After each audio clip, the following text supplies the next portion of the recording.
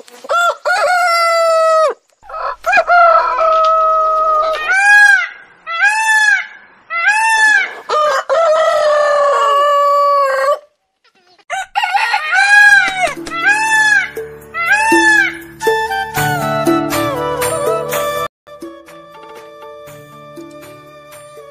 সকাল আমার প্রিয় বন্ধুরা, তোমরা সকলে কেমন আছো?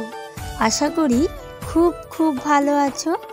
নতুন আরেকটি ভিডিওতে জলপাইগুড়ি জেলার ছোট্ট একটি গ্রাম থেকে আমি অলকা আবারও সকলকে জানাই অনেক অনেক স্বাগত, তার সঙ্গে বড়দের প্রণাম। তো আজকে অনেক সকালবেলা ঘুম ভেঙেছে আর শুয়ে থাকিনি, উঠে পড়েছি, কারণ আজকে অনেক কাজ রয়েছে। তো সকালবেলা ঘুম থেকে উঠে আগে গোবর জল ছড়িয়ে নেব সারা উঠোনে। আজকে যেহেতু ছাতু খাওয়া, তো জানি না ভাই আসবে কি না। সকাল থেকে তো বলেছিল যে আসবে না, তো অবশেষে ফোন করা হলো, ভাই বলল আসবে। বিয়ের আগের জীবনের সঙ্গে এখনের জীবনের অনেকটা পার্থক্য রয়েছে। তো আগে তো সকালবেলা ঘুম থেকে উঠে এসব কাজগুলো সবসময় মাই করতো, আর এখন বিয়ের পর সেই কাজগুলো নিজের হাতে করার আনন্দটাই আলাদা রয়েছে। আর এইদিকে দেখো, সকালবেলা ঘুম থেকে উঠে আগে উঠোনে গোবর জল দিয়ে নিলাম, কারণ বেলা হলে আর উঠোনে গোবর জল মানে ছড়া বলে এটাকে দেওয়া যায় না। তো এই কারণে আগে ঘুম থেকে উঠে বড় ঘরটা ঝাড় দিয়ে আমি উঠোনে গোবর জলটা দিয়ে এখন অন্যান্য কাজগুলো করব। আর এদিকে উনুন থেকে একবারে ছাই তুলে তারপর বেরিয়ে গেলাম একদম সমস্ত ঝাঁটা টাটা নিয়ে।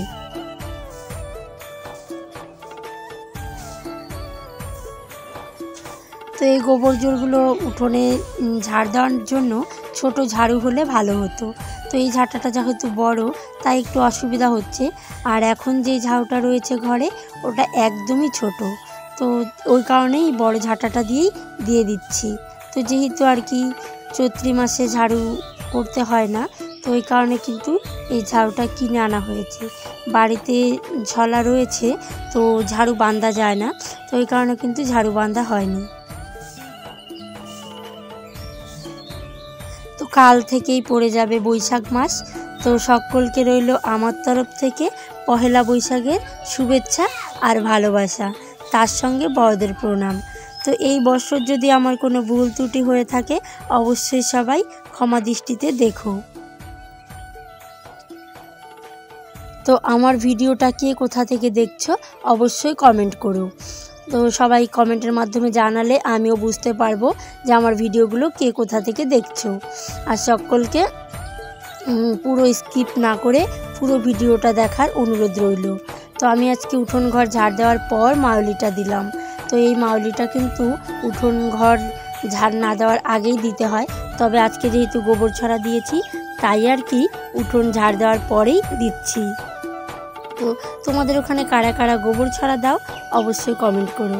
আমাদের এখানে কিন্তু প্রত্যেক বৃহস্পতিবারে বা প্রায় সময়ই গোবর ছড়া দেওয়া হয়।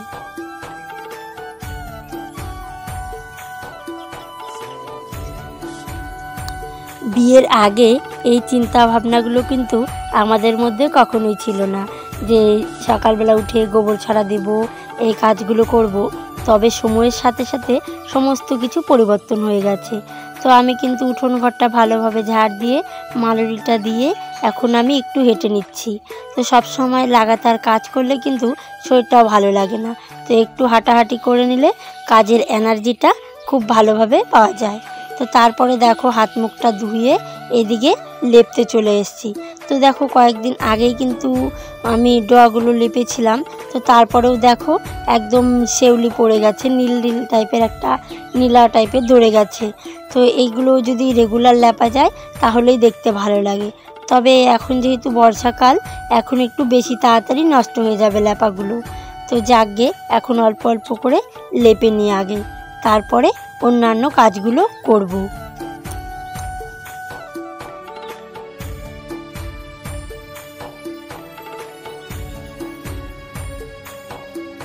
এখন কিন্তু সংসারের কাজগুলো করতে বেশ ভালো লাগে। সত্যি কথা বলতে গোবর ছড়া দিয়ে সারা বাড়িঘর লেপে মুছে স্নান করলে অনেকটাই আনন্দ হয় এই সংসারের কাজগুলোতে। আর পুরো বাড়ি ভিডিও মানে লেপার ভিডিওটা তো তোমাদের সঙ্গে শেয়ার করতে পারিনি, কারণ অনেকটা দেরি হয়ে যাবে। তো এদিকে দেখো আমার কিন্তু পুরো বাড়িঘর লেপা মোছা কমপ্লিট হয়ে গেছে। তো এই পাশের যে ডোয়াটা আছে এখন লেপি না, কেন বলো তো, বৃষ্টি এলেই একদম হয়ে যাবে। আর এদিকে দেখো কলতলায় কত বাসন বের করেছি, এখন সমস্ত বাসনগুলো ধুয়ে মেজে নেব। তো সকালে যেহেতু বাসি কাপড়টা ছেড়েছি, ওই যে নাইটিটা দেখতে পাচ্ছ, আর আমি ছাই আর সার্ফ মিশিয়ে নিচ্ছি।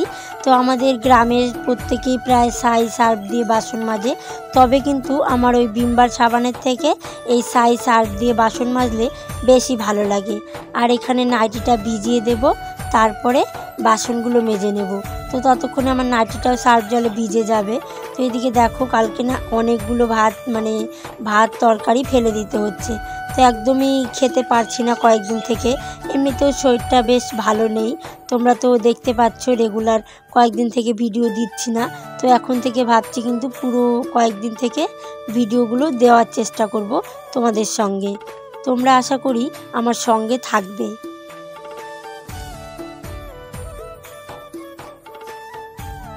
তো তোমরা শুধু আমাকে আশীর্বাদ করো, আমি যেন এই সংসারটাকে একটু একটু করে গুছিয়ে গুছিয়ে কাজগুলো করতে পারি। আর ভগবানকে বলবো কষ্ট দুঃখ দাও ঠিকই, কিন্তু সহ্য করার ক্ষমতাটুকু দিও। কারণ দেখো দুঃখ কষ্ট তো হবেই, কিন্তু সহ্য যখন করতে না পারা যায় তখন কিন্তু আর ভালো লাগে না। তাই ভগবানের কাছে আমার একটাই অনুরোধ, দুঃখ কষ্ট দিও, তার থেকে দিও সহ্য করার ক্ষমতাটা। তো এদিকে দেখো তোমাদের সঙ্গে কথা বলতে বলতে আমার বাসন মাজা প্রায় কমপ্লিট। এখন বাসনগুলো ধুয়ে নিয়ে গেলেই হয়ে যাবে।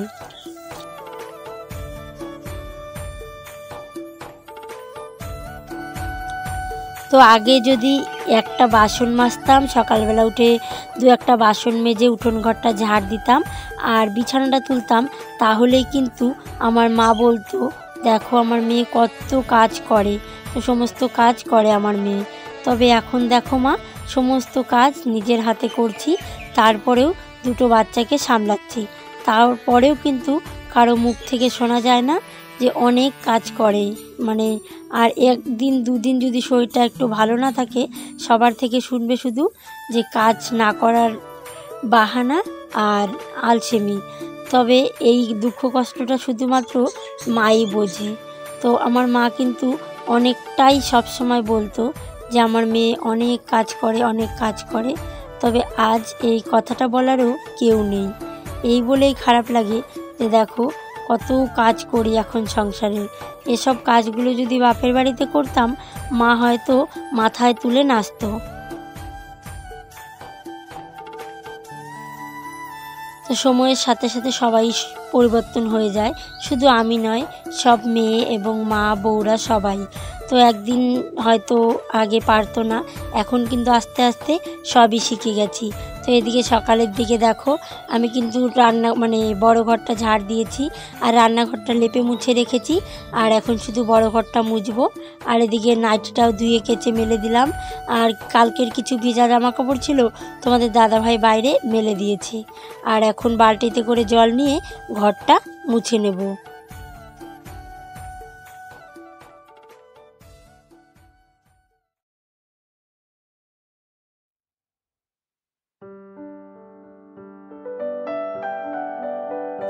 তো এদিকে ঘরে এসে দেখছি মেয়ে বিছানাটা তুলছে। তো ওর কাণ্ড দেখে হাসি পাচ্ছিল, তো শুধুমাত্র গুটিয়ে নিয়ে একপাশে রেখে দিচ্ছে। আর কালকে থেকে মেশিনটা ভীষণ প্রবলেম করছিল। তো যেহেতু পয়লা বৈশাখ সামনে, অনেক কাজই করতে হবে, তো ওই কারণে দেখো মেশিনটা ঠিক করে দিচ্ছি। আর সুইগুলো না বারবার ভেঙে যাচ্ছে, জানো, একটা সুইয়ের দাম 10 টাকা করে। তো এত সুই ভাঙলে কি করে চলবে বলো। আর আমাদের মতন গরিবের বাড়িতে যদি এমন একটা জিনিস থাকে, অনেকটাই উপকার হয়। আর এদিকে দেখো কালকে কিন্তু রাতে ভালোই গরম পড়েছে, তো তারপরেও তোমাদের দাদাভাই এটা না ছাড়া ঘুম হয়ই না, আর কি বলতে পারো। তো এখন একটু এটাকে গুছিয়ে রাখছি। তো ভাবছি এটাকে রোদে দিয়ে তুলে রাখবো আর সমস্ত কিছু ধুয়ে টুয়ে রেখে দেবো, কারণ বিছানার উপরে থাকলে না দেখে মনে হয় আরও বেশি গরম লাগে। তো বিছানা কাঁথাগুলো ভালো করে গুছিয়ে বিছানাটাকে ভালোভাবে ঝাড়টার দিয়ে এখন ঘরটাকে মুছে নিচ্ছি। তো এদিকে দেখো আমি না ঘর মোছার সময় মানে একদম কি বলবো সারা বা করে ফেলি। আর এদিকে নূপুর জলের বোতলটা চাইলো, ওকে জলের বোতলটা দিয়ে আবার মুছতে শুরু করলাম। তো একটা ঘর মোছার যে লাঠির মতন আর কি ওগুলো একটা কিনতে হবে। তো ভাবি শুধু ওটা বাদ দিয়ে এটা করব। তো সমস্ত কিছু করতে গেলে কিন্তু অনেকটা দিক দেখতে হয়। সংসার করতে গেলে এদিক বাঁচিয়ে ওই দিক থেকে করে মানে অনেকটাই ভালোভাবে চলতে হয় আর কি। তো যাক গিয়ে এভাবেই মুছি একটু কষ্ট করে কয়েকদিন। তো যখন হবে আর কি তখন কিনে নেব। তো এদিকে চা খেতে চলে এসেছি। আর তোমাদের দাদাভাই দেখো চা বসিয়ে দিয়েছিল আর মেয়ে গেছিলো দোকানে। তো মেয়ে দোকান থেকে একটা দুধের প্যাকেট নিয়ে আসছে আর এনেছে ওই স্লাইজের ইয়েটা। তো এদিকে চা হয়ে গেছে, চাটা আমি নামিয়ে ওদেরকে দিয়ে দিচ্ছি। আর তোমাদের দাদাভাই গেল ওই পাশের রুমে, মানে কলার যে গাছের যে পাতাগুলো আছে না ওই পাতাগুলো অনেকগুলো শুকিয়ে রেখেছি। তো এই পাতাগুলো না আমি জাল দিতে একদমই পারি না, তোমাদের দাদাভাই কিন্তু ভালোভাবে জাল দিয়ে দেয়। তো এদিকে দুজনের চা খাচ্ছি, মানে তোমাদের দাদাভাইও খাবে। আর নয়ন কালকে ওর জেঠু বাড়িতে ঘুমিয়েছিল, এখন ওদের বাড়ি থেকে আসেনি। ছেলেটাকে কি বলবো, মানে ওদের বাড়িতে থাকতে বেশ ভালোবাসে। তো আমিও বারণ করি না, কেন বলো তো, ওরাও তো ওকে নিজের মতন ভালোবাসে তাই না। তাও বাচ্চারাও কিন্তু ভালোবাসাটা বেশ ভালো বোঝে। আর ওই দেখো তোমাদের দাদাভাই কিন্তু কলা পাতাগুলো নিয়ে আসলো। আর তোমাদের দাদাভাইকে চাটা দিয়ে দিলাম। আর তোমাদের দাদাভাই এখন উনুনের জালটা ধরিয়ে দিচ্ছে, ভাত বসিয়ে দিলাম। তো এখন কিন্তু অনেকটা সময় পেরিয়ে গেছে, আমি স্নান করে ঠাকুরকে পুজো টুজো দিয়ে দিয়েছি। আর এদিকে আমার ভাই চলেও এসছে। আমার ভাই এতটা লজ্জা পায় তোমাদের কি বলবো, ক্যামেরার সামনে আসতেই চায় না। আর এদিকে ভাইকে ছাতু দেওয়ার জন্য আমি কিন্তু থালার মধ্যে সমস্ত কিছু বেড়ে নিচ্ছি। তো বাপের বাড়িতে ছিল একরকম নিয়ম আর এখানে আলাদা রকম নিয়ম। তো এদিকে দেখো আমি থালাটা বাড়ছি আর বাবুসোনা আমার ভাইকে গিয়ে জিজ্ঞেস করছে, মামা তুমি এই খাবে ওই খাবে, মানে ওর মতনও জিজ্ঞেস করেই যাচ্ছে। তো আমার শ্বশুর বাড়িতে ছাতু খাওয়ার নিয়ম আর আমার বাবার বাড়িতে রয়েছে পাঁচন রান্না করে। তো তোমাদের কার কার কী নিয়ম আছে অবশ্যই একটু বলো তো। তো পাঁচন মানে কি বলো তো, 108টা সবজি দিয়ে একটা তরকারি রান্না করা হয়। আর এই ছাতু তো সবাই জানোই, মোয়া মুরগি খই এসবই করা হয় আর কি, সঙ্গে দই। তো দই মিষ্টি এনেছে আর ওগুলোই আমি এখন দিব। আর ভাই শুধু ওপাশ থেকে বলছে বেশি দিস না, বেশি কিছু দিস না।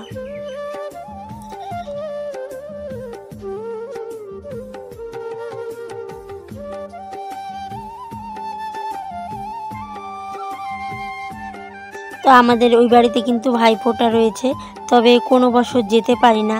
কি বলবো মানে তোমাদেরকে, হয়তো বা আর্থিক অবস্থার দিক থেকেও যেতে পারি না, কখনো সময়ের অভাবে যেতে পারি না। কারণ দেখো সারা জীবন তো সংসার করে খেতেই হবে।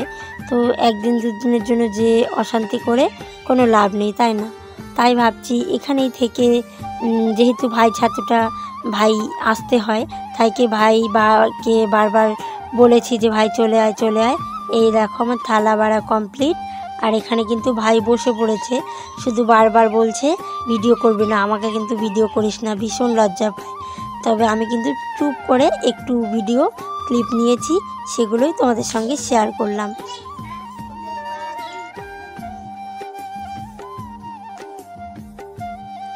তো ভাই কিন্তু বাইক নিয়ে আসছে আর এখন আমি যাচ্ছি হাটে, কারণ তোমাদের দাদা ভাই কিন্তু সমস্ত কিছু নিয়ে হাটে চলে গেছে। তো আমি যেমন অবস্থায় ছিলাম ওই অবস্থায় চলে গেছি হাটে। তো এদিকে দেখো তোমাদের দাদা ভাইয়ের দোকানের সামনে আসছি। তো আমার না ভিডিও বানাতে কিন্তু ভীষণ লজ্জা করছিল, তাই একটু করে দেখালাম তোমাদের সঙ্গে। আর সত্যি কথা বলতে হাটের মধ্যে ভিডিও করতে একটু লজ্জাই লাগে। তো তোমাদের দাদা ভাই বলছে যে ভাইকে কিছু দিতে, তো ভাইকে একটা গেঞ্জি দিলাম দোকান থেকে, আর ভেবেছিলাম একটা প্যান্ট দেবো। তো তোমাদের দাদা ভাইয়ের দোকানে প্যান্ট নেই, আর এই ভাই আমাকে সাইকেলে করে নিয়ে আসলো। আর বাইক চালাতে পারে, বাইকেই এসছে কিন্তু আমাদের এখানে বোলবাড়িতে যেহেতু সামনে ভোট, তো ওই কারণে চেকিং বসছে। তাই আর কি সাইকেলটা নিয়েই আসতে হলো। আর আমার সাইকেলটা নিয়েও গেছে একজন, মানে আমার ভাসুরের ছেলে, ও কোথায় যেন গিয়েছে ছাতু খেতে, তো এই কারণে অন্য একজনের সাইকেল ধার করে আনতে হলো। তো হাটের কিছুটা অংশ তোমাদের সঙ্গে দেখালাম। তো এই দেখো হাটে কিন্তু মোটামুটি ভিড় রয়েছে। আর এখন আবার সাইকেলে চড়ে পড়েছি, তো চলে যাচ্ছি বাড়িতে। আর এখন কিন্তু সূর্যি মামা ডুবুডুবু। হ্যাঁ,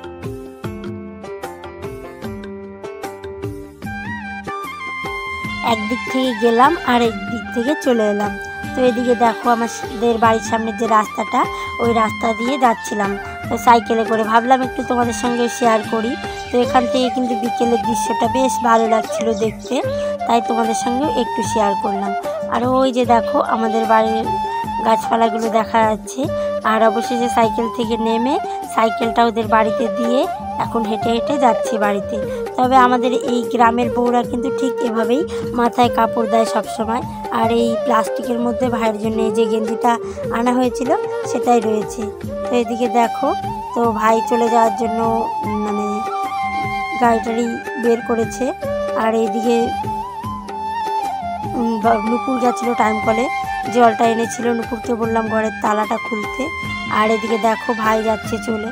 তবে মনটা ভীষণ খারাপ হয়ে গেল, বললাম থাকতে অনেক করে, তো থাকলো না কিছুতেই। তো বলছে পরে আবার আসবে, তো ওই জন্য পিছন পিছন গেলাম একটু এগিয়ে। তো দেখো ওই যে এখনই রাস্তায় উঠবে, এই তো চলে যাচ্ছে। তো আবার আসবে বলছে কয়েকদিন পরে।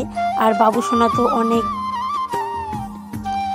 ভীষণ ঝামেলা করছিল, বলছে মামার সঙ্গে চলো, নইলে আমি একাই যাব। তো এখন শুধু বারবার বলছে ফোন করো, তো যাবে। তো ওকে অনেক বুঝিয়ে সুঝিয়ে বললাম যে কয়েকদিন পরে আমরাও যাব। তো দেখো কেমন রাস্তার দিকে তাকিয়ে আছে, আর কি মনটা ভীষণ খারাপ হয়ে গেল। আর বাবু সোনার জন্য অনেক চকলেট ক্যাডবেরি এনেছে, তো ওগুলো বললাম চলো তোমাকে ঘরে নিয়ে ক্যাডবেরিগুলো দিই। আর দেখো মনটা কেমন খারাপ হয়ে গেছে।